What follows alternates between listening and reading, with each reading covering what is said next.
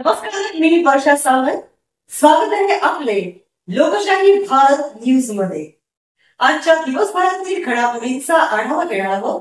चला पाहूया आजच्या ताज्या बातम्या. कळंबोली मॅकडॉनल्ड जिथे नियम फक्त लिहिण्यासाठी, पोलीस मात्र दिसण्यासाठी.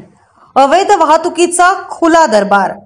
मुंबई पुणे द्रुतगती मार्गालगत कळंबोली येथील जगप्रसिद्ध मॅकडॉनल्ड समोर दररोज एक अद्भुत खेळ सुरू असतो. हा खेळ आहे अवैध प्रवासी वाहतुकीचा.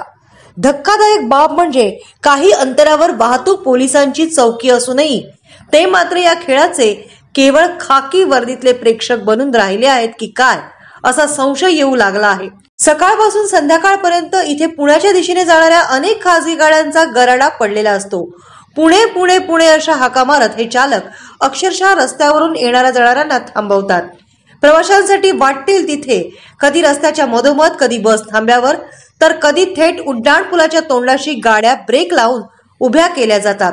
यामुळे या वर्दळीच्या ठिकाणी वाहतूक कोंडी तर होतेच, पण मुख्य म्हणजे द्रुतगती मार्गाच्या जवळ हा प्रकार होत असल्याने अपघाताचा धोका प्रचंड वाढला आहे.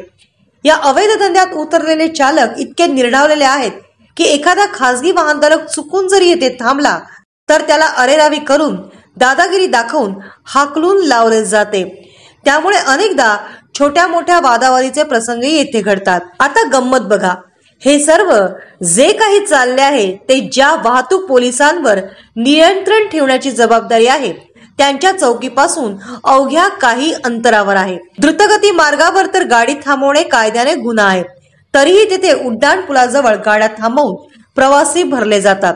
वाहतूक पोलीस हे बघत नाहीत का की त्यांना दिसत असूनही दिसत नाहीये? त्यांची ड्युटी केवळ नो पार्किंगच्या पाट्या शोधून दंड वसूल करण्यापुरतीच आहे की काय, की या अवैध वाहतुकीत त्यांचे काही हितसंबंध दडले आहेत असा प्रश्न सामान्य नागरिकांना पडला आहे.